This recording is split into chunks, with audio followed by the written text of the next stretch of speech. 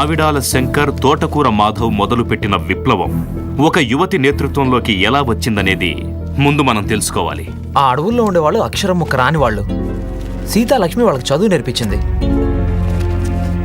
గిరిజన గ్రామాల్లో ఉండే స్త్రీలకు, యువకులకు చదువు నేర్పించడం వల్ల ఆమె వాళ్ళకు చేరువైంది. లెఫ్ట్ సైడ్ ఉన్నది సీతాలక్ష్మి. మరి పక్కన నించున్న ఆవిడ, ఈవిడెవరు? ఈవిడ కళ్యాణి టీచర్ అయి ఉంటుందని అనుకుంటున్నాను. ఓహో, సాయుధ పోరాటం ముగిశాక టీచర్ వెళ్ళిపోయి ఉంటుంది. ఈ కళ్యాణి టీచర్ మీద ఏవైనా కేసులున్నాయా? అరెస్ట్ అయితే చేశారు కానీ ఆవిడ మీద కేసులు ఏం లేవు. పోలీసుల్ని బాంబు పెట్టి వాళ్ళు చంపారట. అవును, పేపర్లో వచ్చింది. ఆయుధాలు కొనుక్కోవడానికే డబ్బు లేని విప్లవకారులు బాంబులు పెట్టి పోలీసులను ఎలా చంపగలరు? వేలాది మంది స్త్రీ పురుషులు పాల్గొన్న విప్లవంలో కేవలం 14 మంది మీదే కేసు పెట్టారు. అంతటితో విప్లవం ఆగిపోయిందనుకోగలవా? విప్లవం ఆగిపోలేదు అని కోర్టే చెప్పింది. కరెక్ట్. ఏదో ఒక తీవ్రవాద సంస్థతో గాని, ట్రైన్డ్ మర్డర్ ఆర్గనైజేషన్తో గాని ఎలాంటి సంబంధము లేని మర్మమెరుగని మనుషులున్న చంద్రగిరిలో వాళ్లకు ఆయుధాలు ఎక్కడి నుంచి వచ్చుంటాయి? నాటు బాంబులు వాడుంటారేమోనని పుకారు. పోస్ట్ మార్టం రిపోర్టుకి ఎఫ్ఐఆర్కు ఉన్న వైరుధ్యం మీరు గమనించే ఉంటారు. అంతేకాదు, వాళ్ల తరపున గట్టిగా వాదించే అడ్వకేట్ను కూడా పెట్టుకోలేకపోయారు. ఫైనాన్షియల్ సపోర్ట్ లేకపోవడం వల్ల ఉండొచ్చు. ప్రభుత్వం దృష్టిలో, పోలీసుల దృష్టిలో సీతాలక్ష్మి ఒక తీవ్రవాద సంస్థకి నాయకురాలని ముద్ర వేయడానికి ప్రయత్నం జరిగిందనడానికి రుజువులే ఈ పేపర్ వార్తలు, ఎడిటోరియల్స్, ఫోటోలు. సీతాలక్ష్మిది మధ్యతరగతి కుటుంబం. పౌరోహిత్యం వాళ్ళ కుటుంబానికి జీవనాధారం. తెలివిగల అమ్మాయి, బాగా చదువుకుంది. సమస్య అంటూ వస్తే ధైర్యంగా ఎదుర్కొనేది. అది వాళ్ళ కుటుంబీకులకు నచ్చలేదు. పెద్ద విప్లవకారిని సీతాలక్ష్మి అని ఈ నవభారతం పత్రిక రాసింది. నవభారతం ఈ పత్రిక ఎక్కడ ప్రింట్ అవుతుంది? దాని ఓనర్ ఎవరు? దాని ఎడిటర్ ఎవరు? ఈ ప్రాబ్లం సాల్వ్ అవ్వాలంటే ఇవన్నీ మనకు తెలియాలి. దివాకర్, పూర్తి డీటెయిల్స్ ఈ రోజు నాకు కావాలి. సరే. ఆవిడ్ని రక్షించడానికి మార్గం ఏంటి? మీరు చదువుకున్న లా పుస్తకాల్లో ఎక్కడైనా ఏదైనా లొసుగుంటుందేమో? ఎందుకు లేదు? ఉంది. సెక్షన్ 302లో ఉంది. కానీ ఈ కేసు వాదించడానికి ఏ వకీలు ముందుకు రాడు. వాదించినా గెలవలేంత స్ట్రాంగ్గా ఉంది. ఈ కేసును ఇన్వెస్టిగేట్ చేసిన పీతాంబరాన్ని నేను కలవాలి. వకీల్ గారు, ఈ కేసు మీరు వాదిస్తున్నారు. సీతాలక్ష్మిని రక్షించే దారి నేను చూపిస్తాను.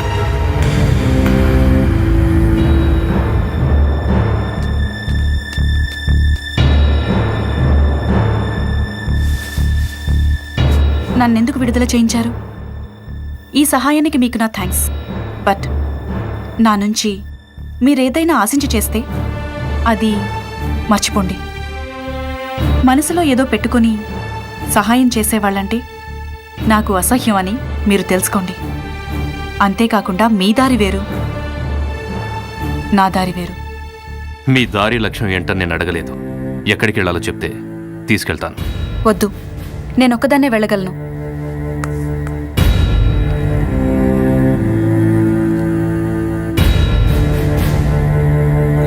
క్రియాదిరహిత ప్రేద కర్మ బహిష్కృత పిశాచ దేహమాశ్రిత్య ఆ పెండం మీద నువ్వులు వేయి. చరత్యసౌ ప్రథమేహనియ పిండ తేన మూర్ధా కొంచెం నీళ్లు పోయి. చక్షుశ్రోత్రే నాసికాజ. పవిత్రం పెట్టుకున్న చేత్తో ముక్కు పట్టుకుని తలదిప్పి చేతిని ప్రక్షాళన చేసి, పేరు సీతాలక్ష్మి కదూ? అవును. పేరు, నక్షత్రం, తను చనిపోయిన తిథి చెప్పండి. తను ఖచ్చితంగా తిరిగి వస్తుంది. అపవిత్రమైన పిల్ల తను ఇక్కడికి వచ్చిందంటే మన కులానికే అవమానం. తనని మీ మనసులో నుంచి తీసిపారేయండి. చచ్చిపోయిందనుకోండి. నా బిడ్డ బ్రతికుండగానే నీకు కొడుకున్నాడు కదా, ఇక అన్నీ అతనే అనుకో. వాళ్ళ అన్నయ్య ఓ నిర్ణయానికి వచ్చి పిండం పెడుతున్నాడు కదా. ప్రేదక్రియాదిరహిత ప్రేద కర్మ బహిష్కృత పిశాచ దేహమాశ్రిత్య నిశితాశీచరత్యసౌ ప్రథమేహనియ పిండ తేన మూర్ధా ప్రజాయతే.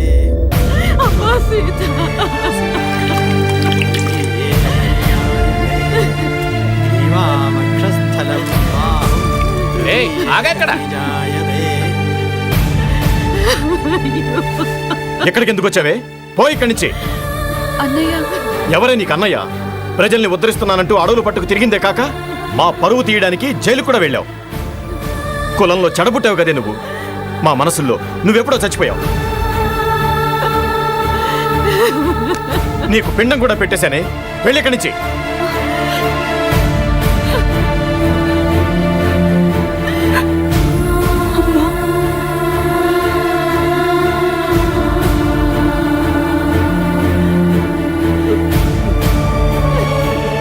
ఇది మీ అన్నయ్య నిర్ణయించింది కాదు, ఈ అగ్రహారం వాళ్ళు నిర్ణయించింది. ఆ సిగ్గులేని దాంతో మీకు ఇంకా ఏమిటండి మాటలు?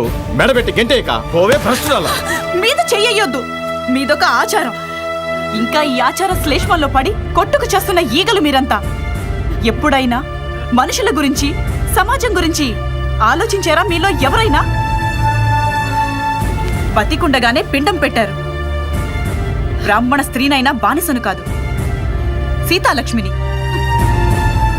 ఏంటన్నావు? అడవులు పట్టుకు తిరిగినదన్నని కదూ?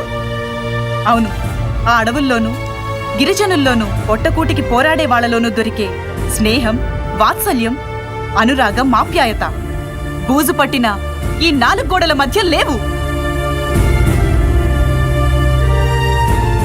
మనుషుల వేదనను అర్థం చేసుకునేవాడే బ్రాహ్మణుడు, అంతేకాని నూలు పోగులు వేసుకున్నవాళ్ళు కాదు. మాకే నీతో చెప్తున్నావా?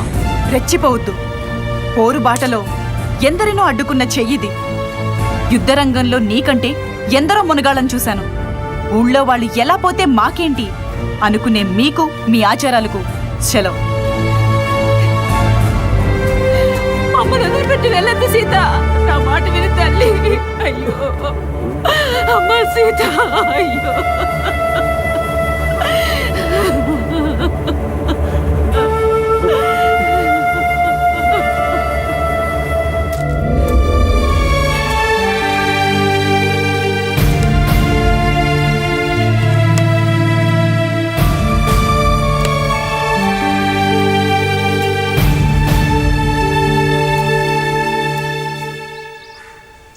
నేనిది ఊహించాను. రా, జీపెక్కు. నువ్వు చదువు నేర్పించిన గిరిజనుల దగ్గర ఆప్యాయత దొరుకుతుందంటే అక్కడికి. అది కాదు, నీకు ఓదార్పునిచ్చే తోడు కావాలంటే అక్కడికి.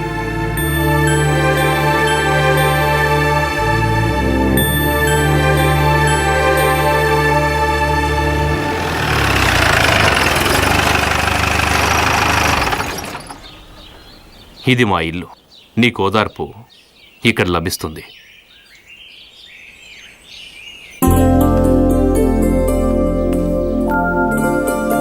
అమ్మా,